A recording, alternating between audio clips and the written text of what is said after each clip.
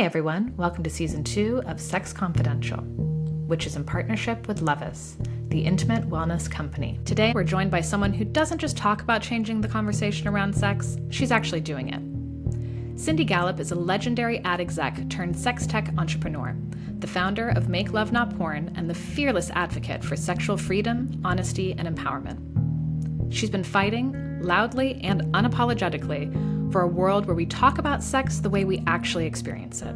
Real, messy, beautiful, awkward, joyful, and human. Cindy's also been sounding the alarm on the systemic censorship and financial discrimination facing anyone working in or near the world of sex work. In her words, this is my life still in 2025. So today we're talking about what it means to lead in this space, how we build a better sexual culture, and what it takes to stay defiant when the system keeps pushing back. Hello. So I am joined by the amazing Cindy Gallop from Make Love Not Porn. And before we jumped on mic cam, I was just saying how excited I was to have you on because I've been following your work for years. I think what you do is really fabulous. And yes, so welcome to Sex Confidential. Thank you. Thrilled to be here, Sophie.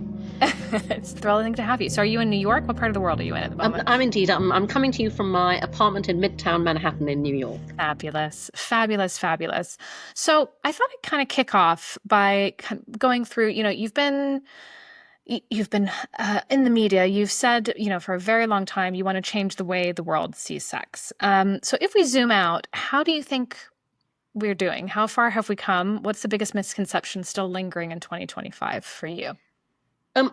Honestly, Sophie, in the context of what I'm focused on, which, as the name of my company indicates, is enabling the world to make love, not porn, in a situation where it's important to point out, as our tagline says, we are pro-sex, pro-porn, pro-knowing the difference.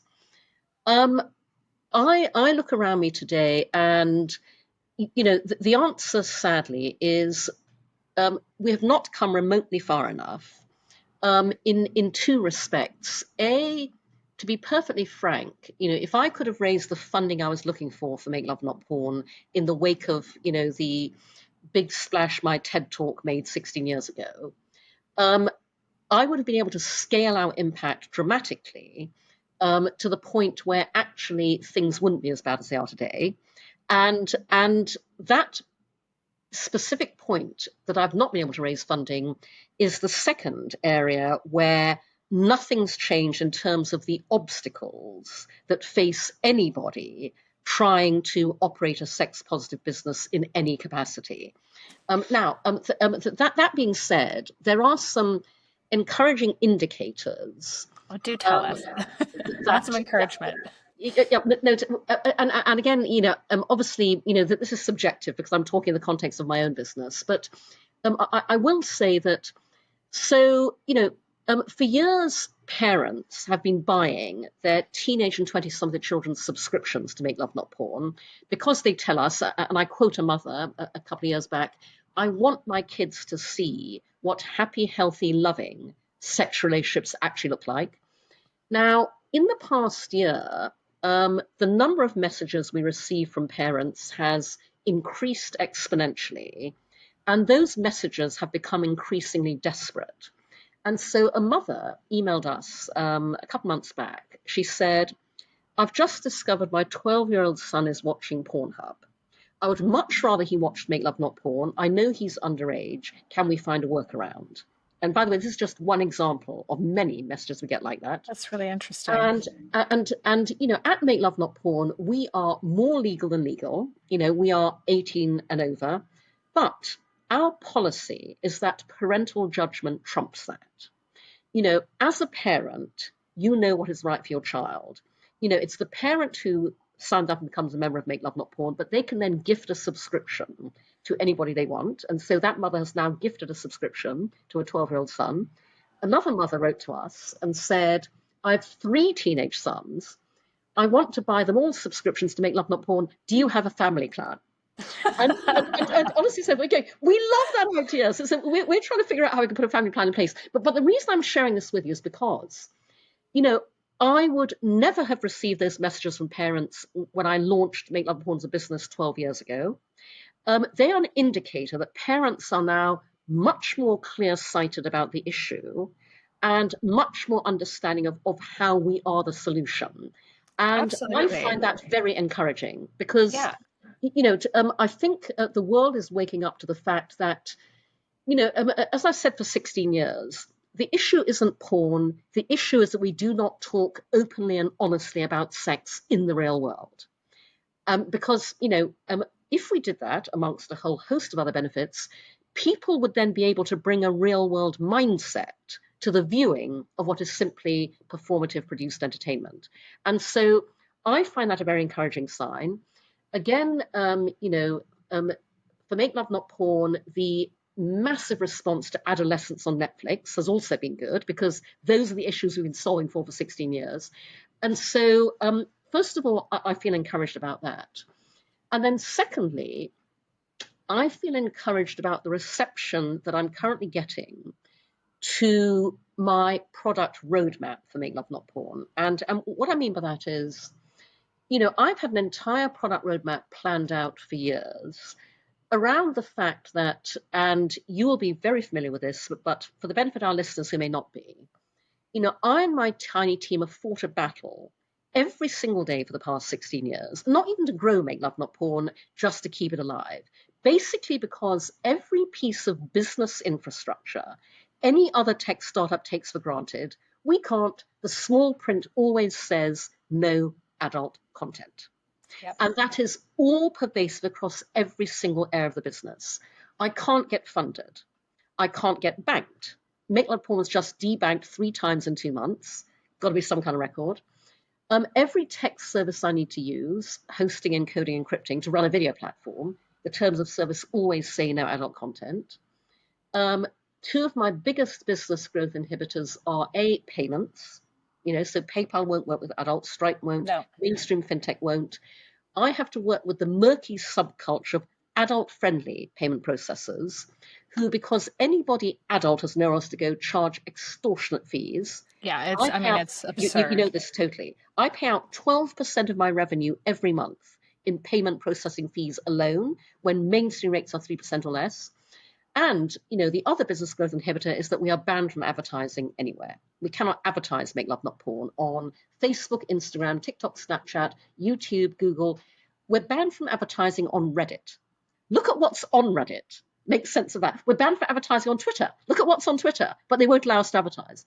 Anyway, what this means, Sophie, is, I'm a great believer that when you have a truly world-changing startup, you have to change the world to fit it, not the other way around. And I'm also a great believer in building solutions to my own problems. Every business obstacle I encounter is a huge disruptive business opportunity in itself. And so I've had a product roadmap planned out for years that is focused on infrastructure. At the heart of it is Make Love Not Porn as it currently exists, which is sex tech. But around it, I have Make Love Not Porn Academy, our EdTech product, which is a platform to aggregate the best of the world's sex education content that is being blocked, censored, and deplatformed everywhere.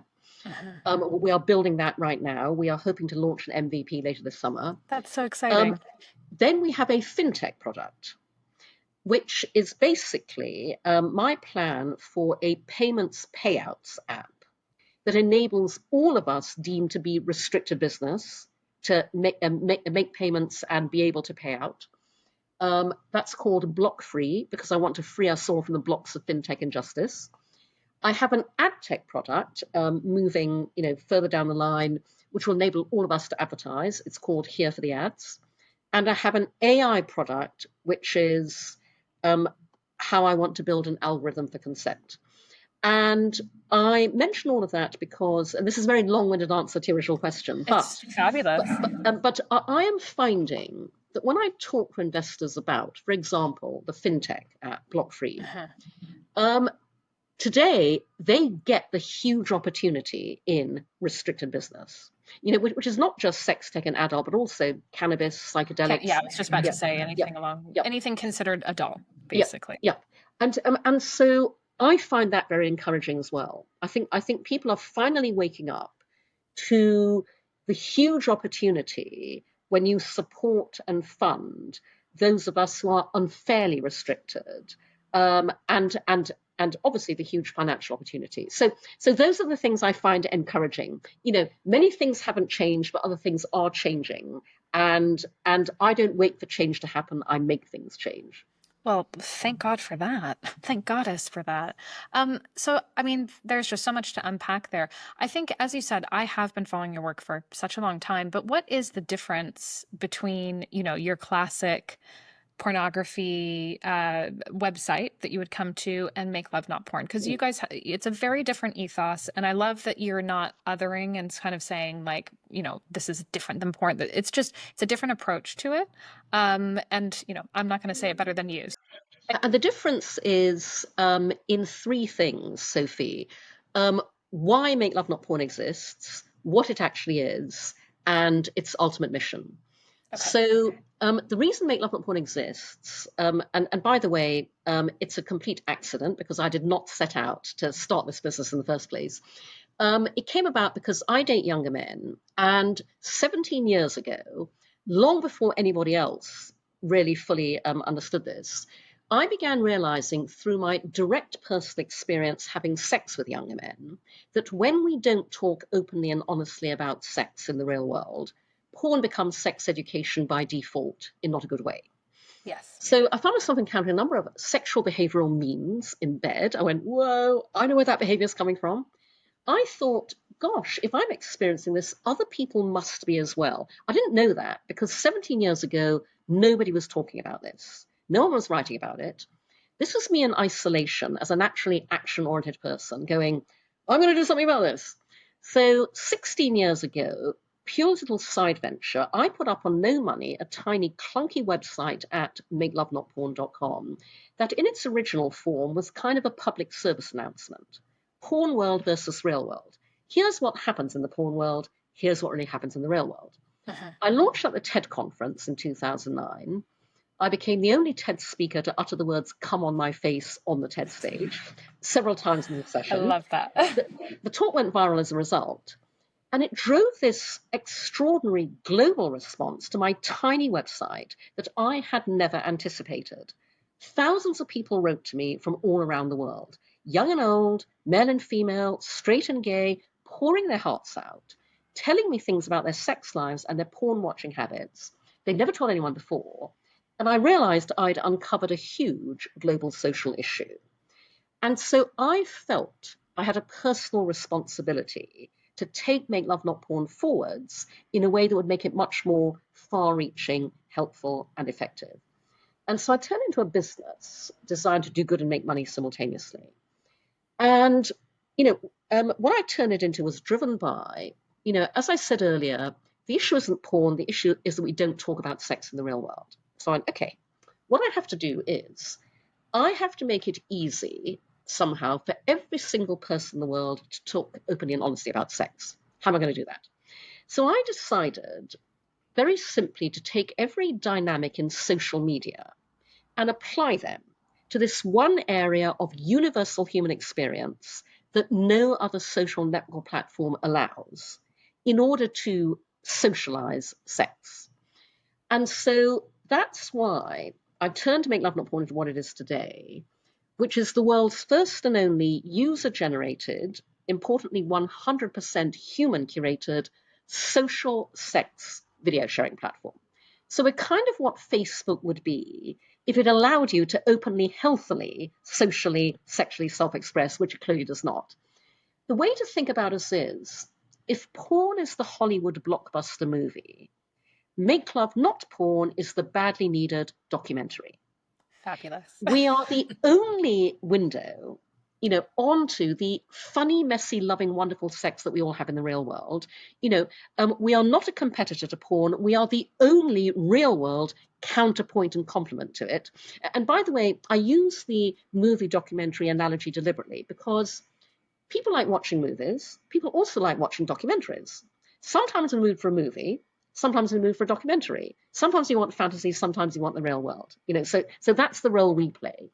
And what we're doing is we are socializing, normalizing, and destigmatizing sex, bringing it out of the shadows into the sunlight to promote consent, communication, good sexualized behavior. We are literally sex education through real world demonstration. So, and I just want to understand this like a little bit more. So, how Mm, is that like when somebody comes to your site, are all mm, the people on there real people who've just submitted their mm. personal sexual experiences? So, you Yeah. don't produce anything per se, No, you no, just allow no. people to submit what they want to Yeah, submit to you. yeah, And what are the stipulations around yeah. that? Sure. And yeah, so first of all, our wonderful contributors, whom we call our Make Love Not Porn stars, are everyday people from all around the world. We're a global platform. We have traffic members of Make Love Not Porn stars from over 200 countries and territories.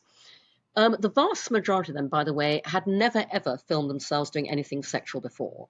They're doing it for us because they believe in our social mission. So, and I want to, before I talk about how we operate our curation process, I want to contextualize this in the broader tech landscape as a whole, because the young white male founders of the giant tech platforms that dominate all our lives today, Yes. they are not the primary target, online or offline, of harassment, abuse, sexual assault, violence, racism, rape, intimate image abuse. Therefore, they did not and they do not proactively design for the prevention of any of those things on their platforms. And we see the results of that around us every single day.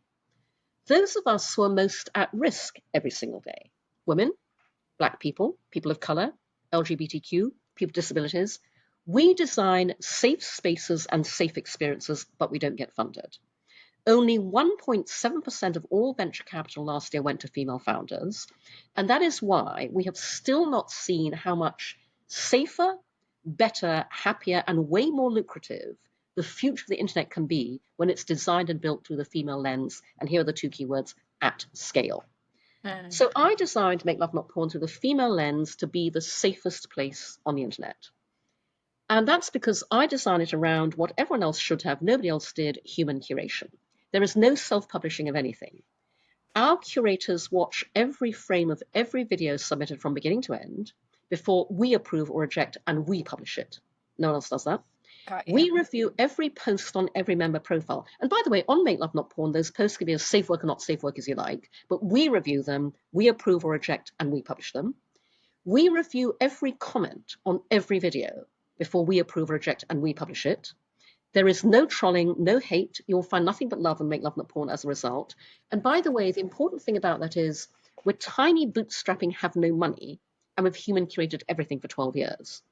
Imagine what Facebook, Instagram, TikTok could do with their billions if they chose to.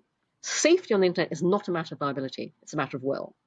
And our curation criteria, to your question, are very broad. Your video on Make Love Not Porn has to be legal, consensual, and real. Beyond that, anything goes. We Okay. exist to celebrate the full glorious spectrum of human sexuality. But on Make Love Not Porn, you see the real world version. So we have a ton of kink videos, BDSM, but on Make Love Not Porn, you see the real world negotiation and boundary setting in advance. You see the aftercare, coming out of, whatever you've been doing subsequently. We have a ton of role play videos, but only on Make Love Not Porn will you see a role play where, people are doing whatever they decide to do. Halfway through, one person says to the other, you know what? This isn't really doing it for me. The other one goes, yeah, it's all a bit mess. They go, let's just fuck. And it's really important people see that, because what that says is it's very low stakes. It's absolutely fine to try something. Go, I don't like this after all. And, you don't have to power through regardless. You can just go, yeah, this is boring, Absolutely. isn't it? Let's give up. Absolutely. I mean, and I think that's just a lesson that many people should take away, hopefully, from your words right now, is that, you can try anything, you can stop at any time. You Yeah, might really enjoy something on a Monday, and then for some reason on Friday, yeah, you don't. It's okay. So yeah. it's lovely to see all of that real world stuff in there. Exactly. And then the third point I was going to make was just in terms of answering a question about how we're different from porn, is our ultimate mission.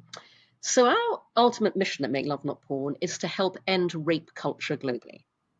Now, that may sound like a very big mission, but we have 12 years of proof of concept at a micro level.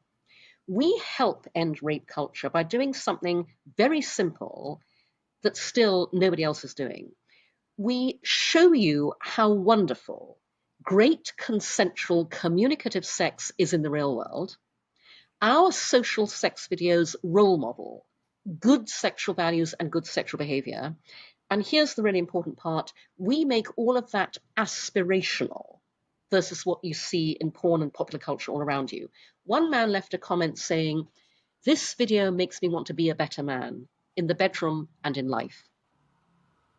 That's a great, I mean, and I think sometimes I see, having worked in the arena of everything sexual for many, many years, is that sex and everything around it gets trivialized a lot. And it's really one of the most important parts of us as a human being. It's the only reason we exist, for Mm, not for everybody, mm, artificial insemination not mm, excluded, but for a lot of us, somebody, and anyway, even in artificial insemination, somebody had to have a wank, like something mm, had to mm, happen. So mm, this idea that it's so separate from us and that we're not mm, celebrating how rich and beautiful and how much we can sort of express of ourselves in this space is absurd. And of course, it comes from purity culture and fear and shame and all of these types of things. So it's, very beautiful to have what you have existing in the world. You mentioned earlier when we were talking, and we won't make this whole episode about debanking and things like that, but I think that it's really important to just talk about that a little bit, because, when you're running a legal business, and I think this is something that sex workers often are the canary in the coal mine, sort of saying, hey, if you minimize the rights of these marginalized people, and in general, then it could go to any marginalized person, and then it can go to anyone.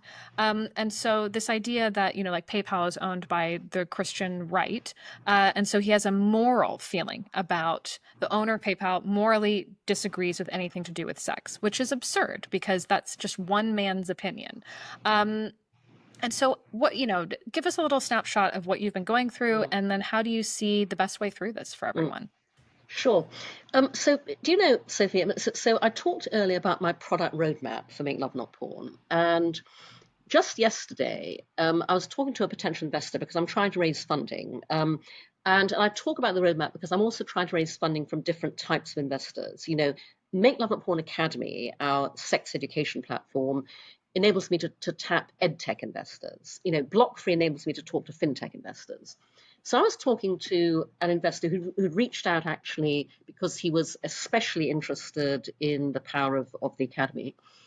And so he originally in our conversation said, whoa, you've shown me this product roadmap, that's too much, you've got to focus. And I said to him, I'm fully aware that that is the critique that investors can often make. But I said the reason I show this roadmap is because depressingly, and I've absolutely encountered this myself, there are people who will fund a sex tech and adult business once. And I say that because, and I was discussing this with a number of other female sex tech founders in a community group that we had a few weeks ago. Um, they absolutely see the potential of what we're doing. They then learn about the barriers we all come up against. Um, then that is why businesses do not make money. There are no exit opportunities, and the investors do not want to fund any more businesses of this nature.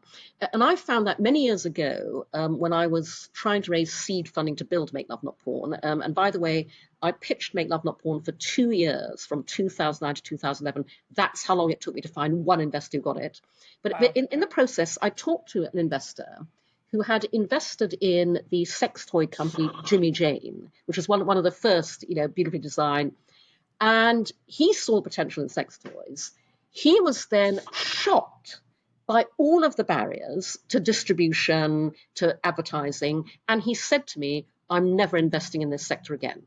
Okay, and so I said to the investor I was talking to, "I'm showing you my full product roadmap because I'm building solutions for all of us to enable these businesses to grow, to be able to take payments and make payouts, to be able to advertise, to be able to promote education." And so the investor said to me, and actually he was great. We had a really good conversation. And he said to me, "So, Cindy, looking at everything you want to build, you know, what is the one that you would really want to throw yourself heart and soul into. And, my background is 40 years working in advertising, which, by the way, I always say was very good experience in what I do now, because I've spent 40 years working in the business of getting people to do things they originally had no intention of doing. Absolutely. So he thought it might be the ad tech product that I've conceived. And I went, actually, first and foremost, I want to secure the stability of Make Love Not Porn and Make Love Not Porn Academy. And those are two halves of the same coin. The Academy is the 0 to 18 and beyond sex education platform, and Make Love Not Porn is the 18 over sex education through real demonstration.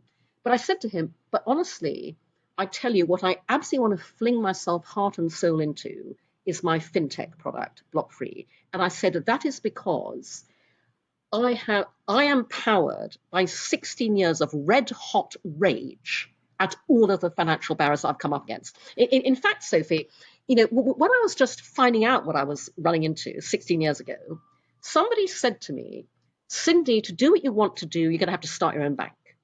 And I was so angry, I went, right, I'm going to start my own bank. And 16 years ago, I investigated starting my own bank, which is when I discovered it was impossible.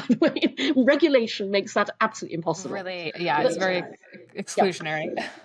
But today, if I raise the funding, I can buy a bank. And as I said to you when we were talking earlier, one day I really want to buy a bank. And when I buy a bank, the first thing I will do is open up that bank to every single sex worker who's been banned from opening a bank account anywhere, and the world will see how much bloody money we generate as a result. So much money. And actually, the world already knows, because we look at things like OnlyFans, which has just been, I think is in the billions that they're now put it onto the market to sell it for. And it's worth more than like YouTube, and or it's on par with YouTube and Netflix. It's just absolutely absurd that people are not going, this is just a business opportunity, and why it's not happening yet. But you're right, women need to make it happen. And actually, Sophie, just picking up on the example you just gave, I was just reading an article today in The Information, which is a big Silicon Valley media publication. And this is also infuriating. So this article is about the fact that OnlyFans is currently up for sale at a price of $8 billion. And that is an absolute bargain compared to what it's really worth. Last year, OnlyFans revenue was $6.3 billion. It is astonishing for any business to be on sale for a 1 point something multiple. Absolutely. And so the article in Information says, it is on the market for at least like a 75% discount on what it's really worth, and that is because it's about it's porn. to do with sex. Yeah, absolutely. And and that's more what I mean. Not that the actual values would be side by side, but if you look at the actual real numbers, they're not that far off. And so it's absurd. It's absolutely absurd. Ridiculous. I've been saying for years that sex tech is the next $1 trillion category in tech, and I've been saying it because I believe that if you say something loudly enough, often enough, in enough places, people start to believe it. So I just keep saying it. I believe it. I'm a believer. But essentially, Sophie, one of my personal philosophies is communication through demonstration. That's a philosophy, I designed Make Love Not Porn around all my personal beliefs and philosophies. And that is why Make Love Not Porn is love in action. It's sex education through real world demonstration. But communication through demonstration is especially what I want to do with something like Block Free. Nothing changes till once I can demonstrate that it is possible to take restricted business payments, make restricted business payouts safely and securely. And by the way, the concept for Block Free that is unique is every one of the products I want to build operates our unique model of what I call the human curation layer on top of the internet. Mm-hmm. So with Make Love Not Porn Academy, every single educator, every single piece of content will be vetted by human eyes, the human curation approach, so that we know it's safe, we endorse it. With Block Free, every application to use Block Free will be vetted by human eyes to make sure, and again, our criteria are very broad. As I said, for Make Love Not Porn, your video has to be legal, consensual, and real. Mm-hmm. For Make Love Not Porn Academy, your content must be educational, fact-based, and non-judgmental. Anything goes. And with Block Free, your business must be legal, ethical, and transparent. And then you can absolutely use this. But basically, that is what enables what should be every investor's holy grail, which is how you monetize sex safely. I have the answer, and so I want to prove it. Because, again, communication through demonstration. We don't change anyone's minds until we show them, yes, it is possible to take payments, make payouts safely and securely for all of these businesses and make a shit ton of money. Yes, it's possible to create a platform for safe sex education and make a shit ton of money. Yes, it's possible to create ad tech that enables all of us to advertise and make a shit ton of money, because money talks. And the only way we're going to change any of this is by demonstrating it is possible to make money safely, out of everything we're all doing, in a way that nobody in the general business, financial, infrastructure world has been willing to enable so far. Hope you guys are enjoying the episode today with Cindy Gallop from Make Love Not Porn. But just to remind you that this episode and all of our episodes are currently being sponsored by the wonderful people at LUVISS, who make the best lubricant that I have used for a very long time. So do look at our show notes. You get all the links, and there's also a little referral for all of our listeners. All right, back to Cindy telling us how to take over the world with Make Love Not Porn. So because you take such a human eye approach to this, and obviously everybody's talking about AI all the time and what it's going to do, and we really don't know yet, how sophisticated this is going to get. Is this something that you would utilize once you're able to ensure that it had you were able to install the same ethics, let's say, into it as you are currently with human eyes? You're absolutely right, Sophie. The whole idea is because, for example, when I talk about the fact that at MakeLoveNotPorn.academy, every educator and every piece of content product they want to put on the site will be vetted by human eyes, people go, oh, but Cindy, you could use AI. No, especially not in an area that is so sensitive, where delivering the right information is crucial. And so the point I make is, we are HI forward, human intelligence first and foremost, and that way we build platforms where we can then use what we have enabled to train our own AI and know that it is exactly what we would want it to be. That's a game plan, absolutely further down the road, but be able to build a foundation first through human intelligence that enables us to then build on that with artificial intelligence in due course.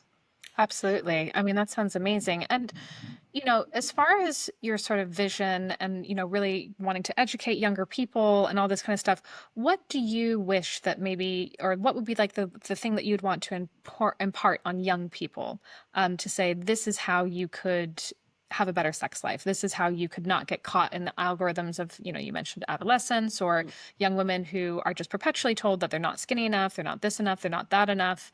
How does Make Love Not Porn help support that, or your personal life in general?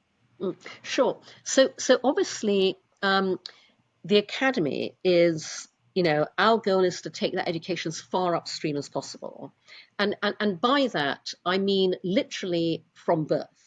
So this is why we say 0 to 18, because we want to prepare parents to begin educating their children as early as possible.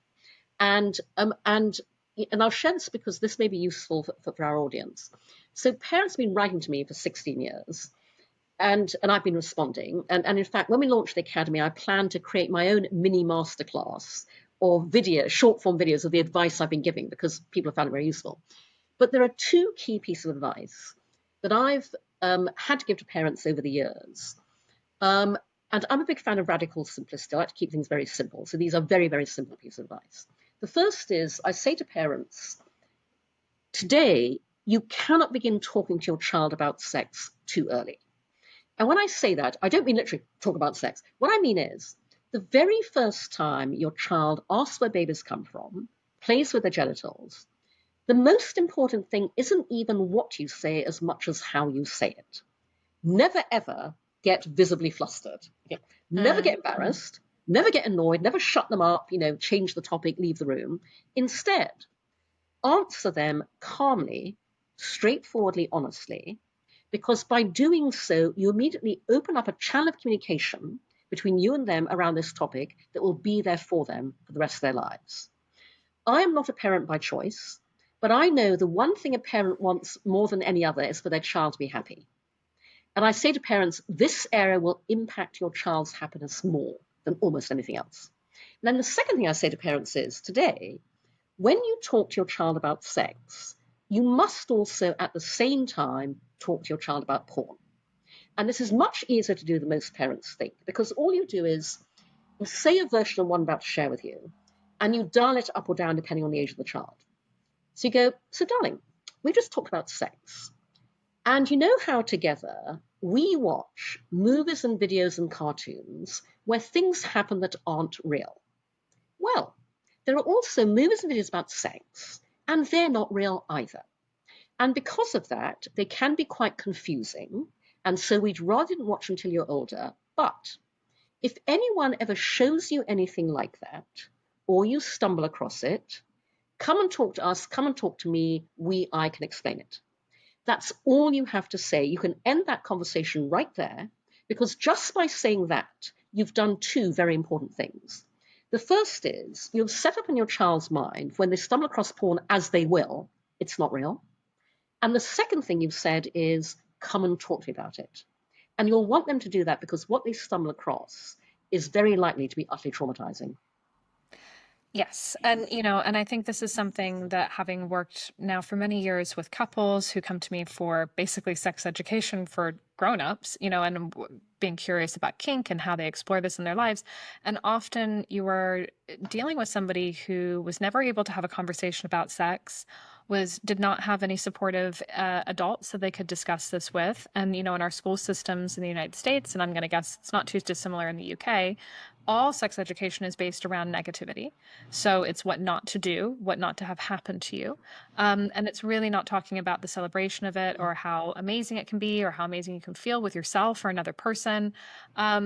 And, these conversations are so important so young, because the imprint of shame that you get when you're very, very young, and somebody, I think all of us, anybody listening to this right now, can remember a moment they felt shamed or embarrassed, even not about sex, just about anything in school, that you didn't get something right or whatever. And it's really like you can feel like that little child all over again for things that just are not important. So for something as vital and important as your sex life and how you feel with others, it's so important to feel good about that and to be able to express yourself, which is also something that I would imagine you see a lot of on your Make Love Not Porn, is that, women saying what they want. Because often we're not taught that, and I think younger women now is something I really love to see, that they're so much more vocal about talking about their feelings and what they're wanting. And young boys often think that they're just supposed to know what to do. And so you've got somebody not telling you what they want, and somebody thinking they're just supposed to know what they're doing. And it's just a disaster. And so, all of these things are just so vital for creating better human beings in the future who will run the world better, hopefully. No, you're absolutely right, Sophie. And the interesting thing, and I made this point, I gave a keynote at South by Southwest London last week on how sex education can help end gender violence and bring back love. And one of it was a list of 8 solutions, each one of which I talked through, all of which we're doing at Make Love Not Porn, which everyone else can do as well. And so one of the points I made was, we must equalize sex.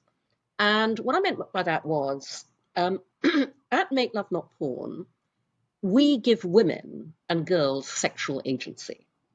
So a woman left a comment on a video saying, after watching this video, I felt more empowered and enabled in my own sexual agency. Thank you for this gift. We give women the agency to know what the sex is that they want, to ask for the sex they want, to have the sex they want, to have bodily autonomy, to welcome their own pleasure and make sure they get it. And equally, this is a particularly noteworthy fact. So I designed Make Love Not Porn to be fully diverse and inclusive, and we are. Our members, our Make Love Not Porn stars, are all ages 18 to 80. As I've said, all races, ethnicities, male, female, trans, non-binary, straight, LGBTQ, asexual. But in the 12 years we've operated, we've realized that Make Love Not Porn is especially a revelation to men.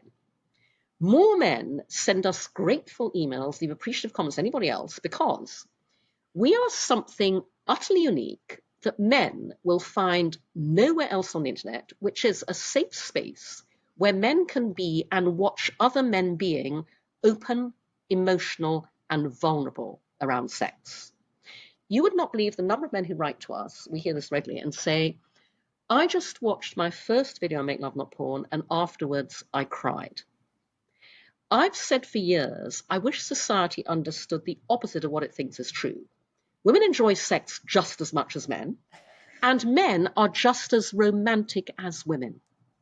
Yet Absolutely. neither gender is allowed to openly celebrate either of those facts. We would all be so much better off if they were.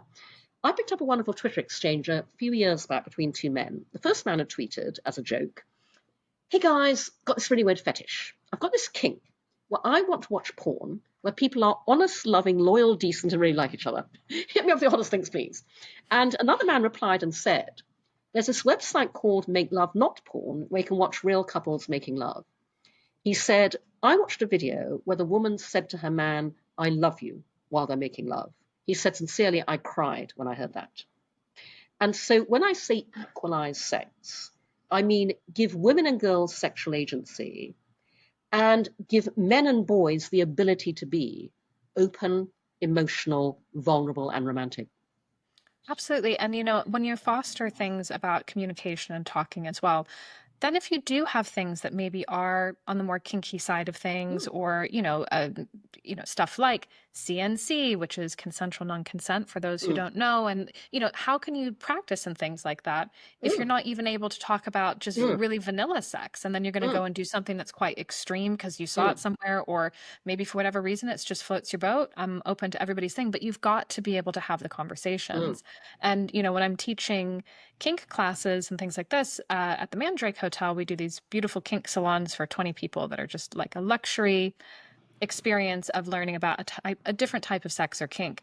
Is if you can't just even communicate the basics, you're not ready to be here mm, yet, right? mm, And this is like really, really important for people to get to a place where they have agency, they're able to express themselves.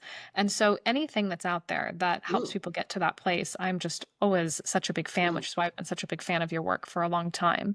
Um, and so for you personally, where do you see yourself? What is 2025 and 2026? What's happening with Cindy Gallop? What are you going to do? Well, I'm hoping to God, Sophie, that we're at a zeitgeist moment and this will finally be the breakthrough I've been trying to make happen for 16 years. So I'm very excited about the fact that, as I mentioned, we are on track to be able to launch a bare bones minimum viable product of Make Love and Porn Academy later on this summer, hopefully in August, fingers crossed. I mean, you know how it is with tech, things always go wrong. But you know, I think once I can put that out into the world, people can see how the academy works. I'll find it a lot easier to raise funding to be able to scale it. And B, I'll be able to rally a lot more support around it. People will see how enormously useful it is. So that's the next kind of milestone. And then at the same time, I am working on making block free happen.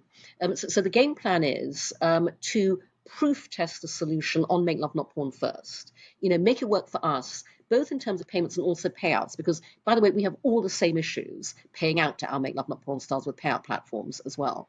So we're gonna proof test it on our own platform, make sure it works for us, then turn it into a standalone product that everyone else can use. And I've been talking to a number of fintech infrastructure partners because the game plan is to partner with someone who has everything already built, be able to put our brand wrapper and our human curation layer around it. Mhm. And my CTO and I are very excited because we have found um, a company that we think will be the perfect partner. They're very enthusiastic. They see the huge opportunity. And so I'm absolutely going to make block free happen. Again, I don't have a timeline yet. I will have to raise funding to be able to build that out as a standalone app. But basically, I'm out to prove concept. I'm out to put these products out into the world and show how much money we can all make from them in a way that will hopefully shift investors and banks and the business world's mindsets in the way that we all need them to shift. I mean, and even as you talk about that, like I would love to see a bank out there. I feel like people would just want to be part of some sort of payment processing thing where they're just going, I'm just joining this because I believe in it and it's Yeah, ethical. yeah, And I don't want to be part of yeah. something like PayPal where they're just Mm, discriminatory by nature and they shut your account down without any warning and mm, all that kind of stuff. So I just want to be with that because of, yep. so getting the vanilla civilians on board, as well as the sex workers, as well as the, content providers in this space, I think also would be fascinating. And I think there'd be a lot of people who ethically Mm, just felt they would want to be part of mm. that. Yep. No, I mean, you're so right. I've been talking about the fact that, you know, um, I want to build block free for, restricted businesses like ours, but I want to make it so easy and intuitive that everybody's going to want to use it. Absolutely. And to your point, um, with the mission behind it, people want to support something that is not biased and discriminatory. So that's absolutely the intention. And again, that's why I think it has the potential to be huge financially if I can pull it off. I'm so excited for this. And, I just think about as well, like people who go, well, I have a sex worker that I love in my life and I don't like how difficult their life is. I want to support something Mm, that is supporting them. And I feel like COVID sort of did a favor almost to the adult industries in a way that it opened it up where, at that time you would have never heard pre-COVID people discussing people as sex workers in such an open space, where now the Sun magazine will actually describe somebody as a mm, sex worker. They won't be like, hookers, or yeah, whatever, yeah, trying to be yeah. sensationalized. And, to me, that is a progress of sorts of because you've Mm. just gone, oh, everybody was having a hard time. Look, they're human beings too. So, anything that can kind of support that in there, I think is just incredibly exciting.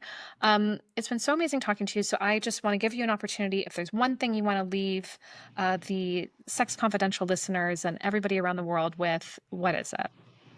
Um, well, I'd love you all to become part of the Make Love Not Porn community. So, if you believe in what I'm doing, please do support us by signing up and subscribing. Subscriptions start at $10 a month, so it's very affordable.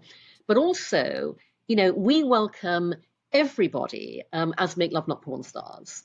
And I want to emphasize, that absolutely is everybody. We have Make Disabled Love Not Porn. We welcome people with disabilities.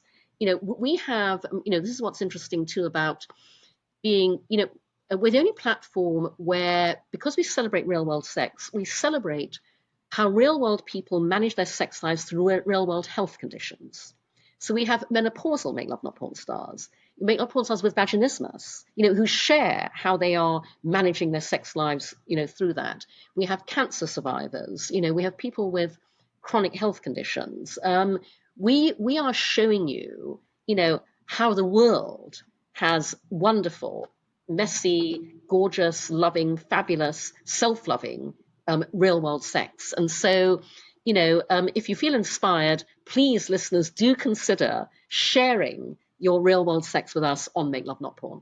Absolutely. You can wear a mask. You can do all sorts of things if you want it to be Yeah. incognito, I'm sure. But just as you're saying that, I just really thought, oh, that's really beautiful because obviously, most things are stylized in a certain way for lots of different reasons in lots of different directions. But, if you're somebody who is suffering for something like vaginismus, or you've just had a Mm, mastectomy, or, there's lots of mm, things and you're not feeling embodied in your sexual being anymore, to see somebody not only having sex, how they have sex, but on top mm, of that, enthusiastically enjoying their sex life would be mm. incredibly inspiring and beautiful. So, to have a space where that's available, I second you. Anybody listening to this who goes, I could put something interesting out into the world, do Fantastic. that. And, my grandmother she was fucking till she was nearly dead in her late Yes, 80s. yeah, So, we have a ton of older Make Love Not Porn stars, and our yes. older members say, they're so happy we show you can have a fantastic sex life up till the moment you drop dead, literally. Absolutely. So